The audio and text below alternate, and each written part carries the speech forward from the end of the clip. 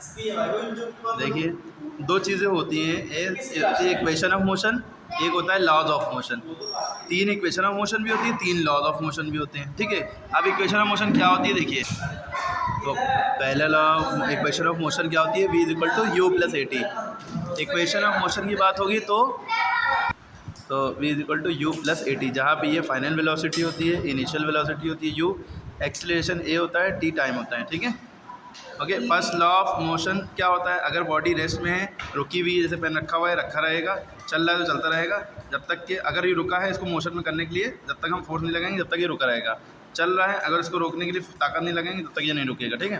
तो यही first law है, यही लॉ ऑफ इनर्शिया भी कहलाता है फर्स्ट लॉ, ठीक। Second law, second equation of motion होती है s equal to u t plus half at square. S equal to u t plus half at square. S यहाँ पे स्पीड नहीं है, डिस्टेंस है, ये इनिशियल वेलोसिटी, ये टाइम, ये हाफ एक्सेलरेशन, ये टाइम का square.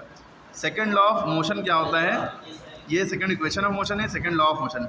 Second law of motion का स्टेटमेंट याद रखिए, rate of change of momentum is directly proportional to force, यानी कि जितनी चेंजेस मोमेंटम में चेंज आएगा उतना ज़्यादा फोर्स होगा, या जितना ज़्यादा फोर्स होगा उतना ज़्यादा मोमेंटम में चेंज आएगा इतनी तेज़ी से। और इसको product of mass and acceleration भी कह सकते हैं, यानी कि इसको ये भी कह सकते हैं, दोनों ही चीज़ें सेकंड लॉ का समझ लीजिए, सिंबल है या कुछ भी समझ लीजिए, या नोटेशन है। थर्ड इक्वेशन ऑफ मोशन होती है s equal to u t plus half a t square. S equal to u t plus half a t square, ठीक है। Sorry third equation of motion होती है वी स्क्वायर बराबर u square plus 2as। और third law जो होता है every action there is an equal and opposite reaction. आप बंदूक चलाते हैं, पीछे जाती है और बुलेट आगे जाती है ना, और आप रॉकेट जो उड़ता है, प्रोपल्शन होता है, वो भी थर्ड लॉ पे बेस है। आप किसी की एक कंटाप मारेंगे, वो भी आपके दूसरा कंटाप मारेगा, तो ये भी थर्ड लॉ है, ठीक है। तो तीनों चीज़ें समझ में आ गई। तो ये equation of motion new line से, जो कोई गाड़ी यूँ चले स्ट्रेट पाथ पे तो है, ठीक है।